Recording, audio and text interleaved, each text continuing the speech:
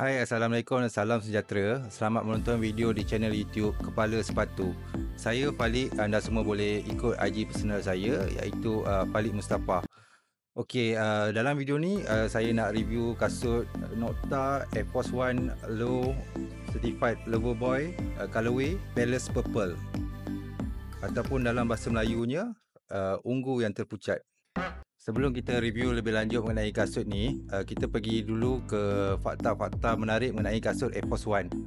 Okey, kasut Air Force One ni pertama kali dirilis pada tahun 1982 sebagai kasut basketball high top yang didesain oleh Bruce Kilgore.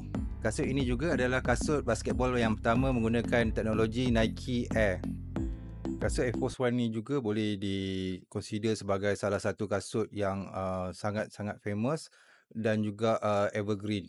Panjang lebih daripada 40 tahun, banyak pembaruan dan kolaborasi dengan jenama-jenama terkenal seperti Supreme, LV dan sebagainya. So untuk Nike Air Force Nocta pertama kali dirilis pada tahun 2022 pada bulan Disember.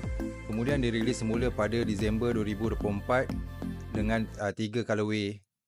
Pertama, colorway yang asal iaitu all white, kemudian citron tint dan palace purple. So untuk kasut ni dia mengambil tema Love You Forever yang diinspirasi oleh buku Drake semasa zaman kanak-kanak beliau. Pertama sekali, kasut ni didatangkan dengan kotak Nike Air Force color biru muda. Dekat depan ada tulis Love You Forever. So ada trademark CL iaitu Certified Lover, dan dekat tag ditulis Air Force One Low SP colorway Palace Purple Cobalt Tint. So dalam wrapping paper ada logo Nike dan logo Nocta. Tanpa membuang masa, kita terus pergi ke kasut. Kita mula dengan outsole ataupun bahagian bawah tapak. So untuk kasut ni dia menggunakan translucent outsole. Kemudian pada midsole, untuk pertama kalinya Air Force One tukar dia punya font sini, dia tulis Love You Forever. Dan juga pada detailing dekat outsole bahagian depan ni, biasanya kita akan nampak star kecil-kecil diubah kepada bentuk hearts ataupun hati. Kemudian pada heel tab ada stitching Nike pada sebelah kanan, logo Nocta pada sebelah kiri, iridescent. So untuk kasut ini juga dia datang dengan dua laces. Pertama yang ikut colorway Palace Purple ni, dan satu lagi bercolor putih dan lace tip besi. Kasut ini juga didatangkan dengan alphabet beads untuk kita boleh custom bahagian dubre.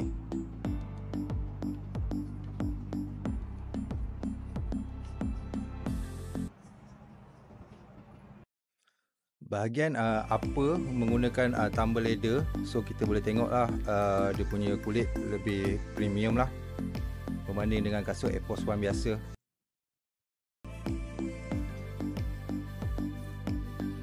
Untuk saiz, saya pakai Air Force 7 UK. Biasanya paruh saiz lebih kecil daripada kebiasaan saya lah. Untuk harga retail kasut ni berharga RM689.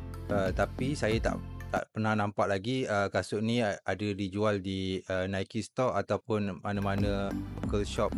Cerita dia, kawan saya masa tu ada dekat luar negara. So saya minta dia tolong belikan lah. Pada pendapat saya, kasut Air Force One ni senang digayakan dan desainnya agak evergreen.